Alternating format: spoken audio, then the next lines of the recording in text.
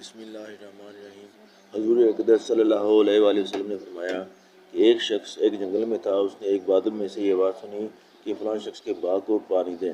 اس آواز کے بعد فوراً وہ بادل ایک طرف چلا اور ایک پتھریلی زمین میں خوب پانی برسا اور وہ سارا پانی ایک نالے میں جمع ہو کر چلنے لگا۔ یہ شخص جس نے آواز سنی تھی اس پانی کے پیچھے چل دیا۔ وہ پانی ایک جگہ پہنچا جہاں ایک شخص کھڑا ہوا بیلچے سے اپنے باغ میں پانی پھیر رہا تھا۔ اس نے باغ والے سے پوچھا کہ تمہارا کیا نام ہے؟ انہوں نے وہی نام بتایا جو اس نے بادل میں سے سنا تھا۔ پھر باغ والے نے اس سے پوچھا کہ تم نے میرا نام کیوں دریافت کیا؟ اس نے کہا میں نے اس بادل میں جس کا پانی آ رہا ہے یہ آواز سنی تھی کہ فلاں شخص کے باغ کو پانی دے اور تمہارا نام بادل میں سنا تھا۔ بسم اللہ الرحمن الرحیم۔ حضور اقدس صلی اللہ علیہ وآلہ وسلم نے فرمایا کہ ایک شخص ایک جنگل میں تھا، اس نے ایک بادل میں سے یہ آواز سنی کہ فلاں شخص کے باغ کو پانی دیں۔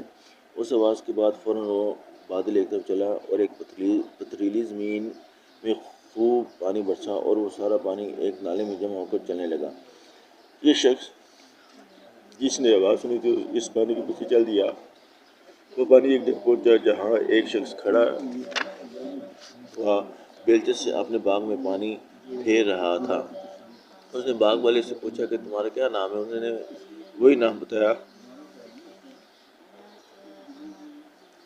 جو اس نے بادل میں سے سنا تھا۔ پھر باغ والے نے اس سے پوچھا کہ تم نے میرا نام کیوں دریافت کیا؟ اس نے کہا میں نے اس بادل میں جس کا پانی آ رہا ہے یہ آواز سنی تھی کہ فلاں شخص کے باغ کو پانی دے اور تمہارا نام بادل میں سنا تھا۔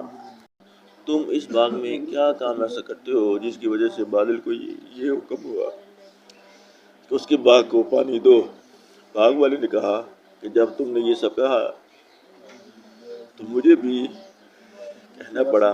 میں اس کے اندر جو کچھ پیدا ہوتا ہے اس کو دیکھتا ہوں اور اس کے 3 حصے کرتا ہوں۔ ایک حصہ یعنی تہائی تو فوراً اللہ کے راستے میں صدقہ کر دیتا ہوں اور ایک تہائی میں اور میرے اہل و عیال کھاتے ہیں اور ایک تہائی اسی باغ کی ضروریات میں لگا دیتا ہوں۔ فائدہ: کس قدر برکت ہے اللہ کے نام پر صرف 1/3 آمدنی کے خرچ کرنے کی۔ یہ پردہ غیب سے ان کے باغ کی پرورش کے سامان ہوتے ہیں اور کھلی مثال ہے اس مضمون کی جو پہلی حدیث میں گزرا کہ صدقہ کرنے سے مال کم نہیں ہوتا کہ باغ کی 1/3 پیداوار صدقہ کی تھی اور تمام باغ کے دوبارہ پھل لانے کے انتظامات ہو رہے ہیں۔ فائدہ: کس قدر برکت ہے اللہ کے نام پر صرف 1/3 آمدنی کے خرچ کرنے کی۔